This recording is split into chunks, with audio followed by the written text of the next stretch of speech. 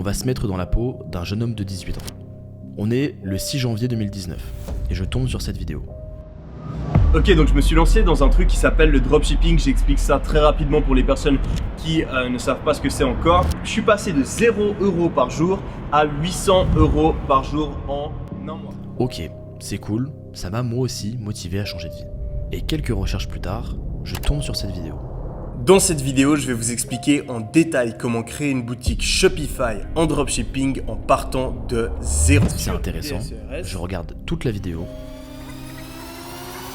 Dans le deuxième épisode, on va voir en détail comment finaliser le design de la boutique. Et comme il me dit, je vais en description pour accéder à l'épisode 2. Je clique, je rentre mon nom, mon email, je regarde les deux vidéos, j'apprends des choses et on me propose un appel gratuit pour faire le point sur ma situation.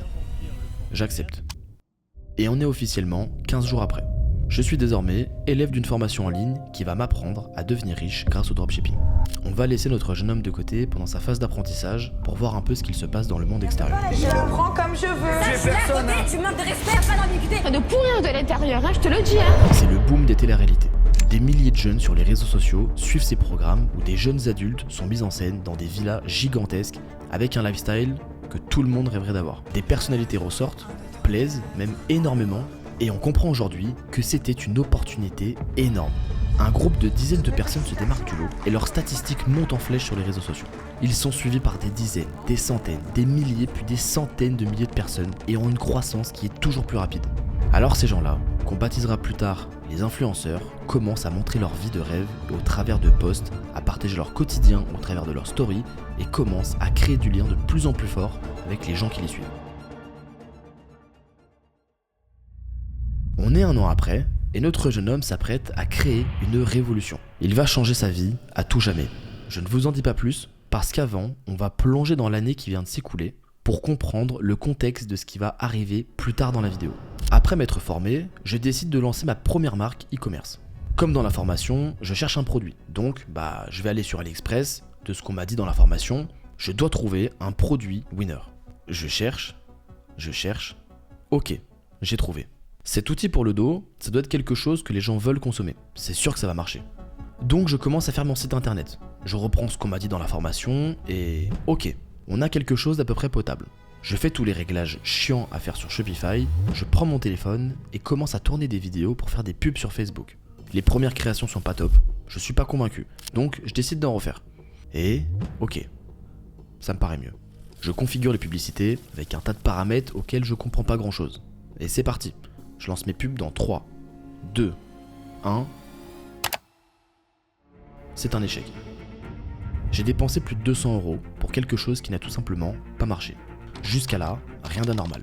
C'est pas grave, c'est le début. Pendant une année entière, je lance des produits, je fais des sites, je lance des publicités sur Facebook, j'ai des blocages sur Stripe, des galères avec les fournisseurs. J'essaie, encore. Je persiste, mais rien n'y fait. Toujours rien.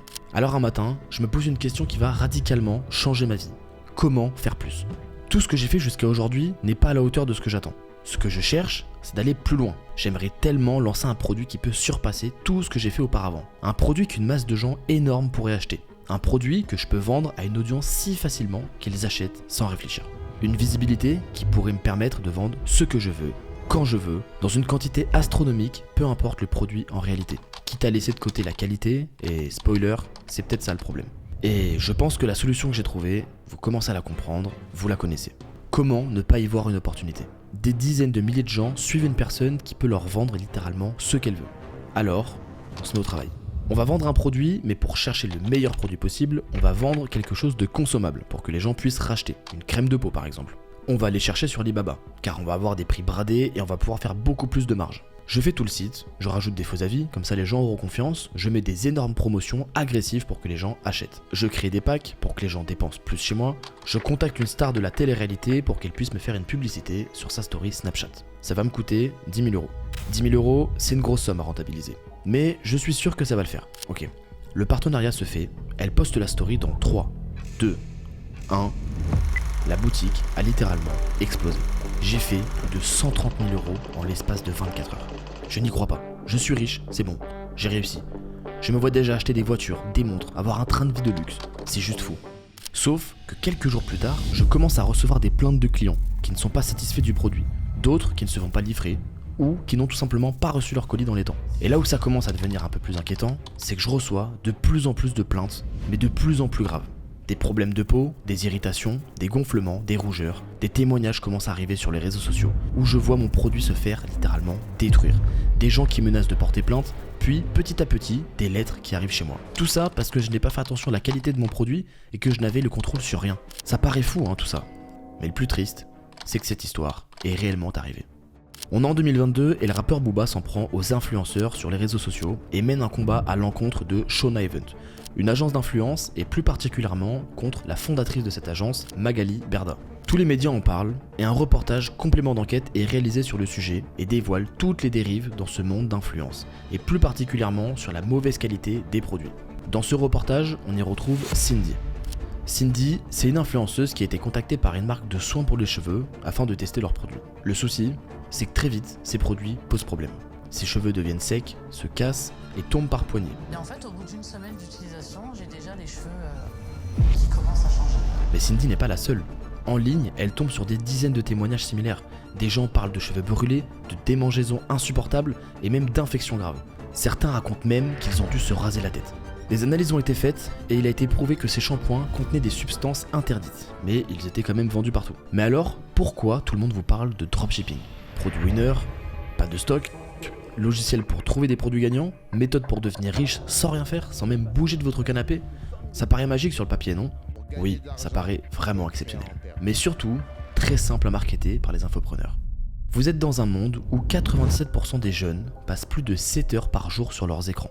Dans ce même monde où une vidéo YouTube qui fait 500 000 vues peut te rapporter littéralement 300 000 euros de vente de formation, 300 000 euros que cette même personne va utiliser pour louer une villa, une Lamborghini et acheter une Rolex et puis même un billet en première classe pour faire encore plus de contenu et toucher encore plus de monde, faire plus de vues, pour faire encore plus d'argent, pour faire encore plus de contenu, plus de vues, plus d'argent. Est-ce que vous vous rendez compte que dans cette histoire, le produit, c'est vous? Parce que tout ce que je vous ai cité là, ça a un prix. Une poignée de gens à Dubaï qui paraissent les plus riches, les plus heureux du monde, et la jeune génération entière d'un pays qui se retrouve frustrée, malheureuse, en quête d'une richesse inatteignable et qui restera dans l'espoir à jamais. Il y a quelqu'un qu'on a oublié. Notre jeune homme, qu'est-il devenu? Après avoir vu sa boutique exploser en 24 heures et rêver à une vie de luxe, il s'est retrouvé face à une montagne de problèmes. Des clients mécontents, des produits de mauvaise qualité, des plaintes, des menaces. Et cette réalité lui a frappé en plein visage. Tout ce qu'il avait construit n'était en fait qu'un château de cartes.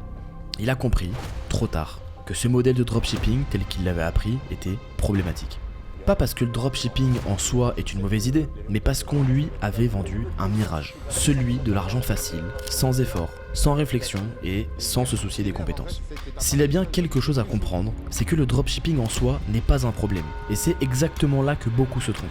Le dropshipping, ce n'est pas une machine à rêve, c'est un outil. Et comme tout outil, il peut construire ou détruire.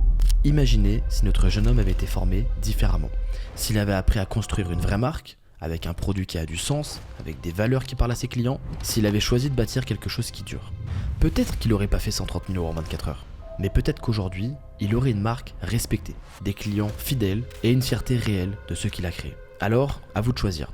Vous voulez être celui qui court après des illusions ou celui qui construit quelque chose de vrai? Parce qu'au bout du compte, l'argent facile, et je peux vous le dire, disparaît aussi vite qu'il est arrivé. J'ai passé les 4 dernières années de ma vie à créer une marque qui repousse les limites de mon industrie. On a fait des chiffres faramineux.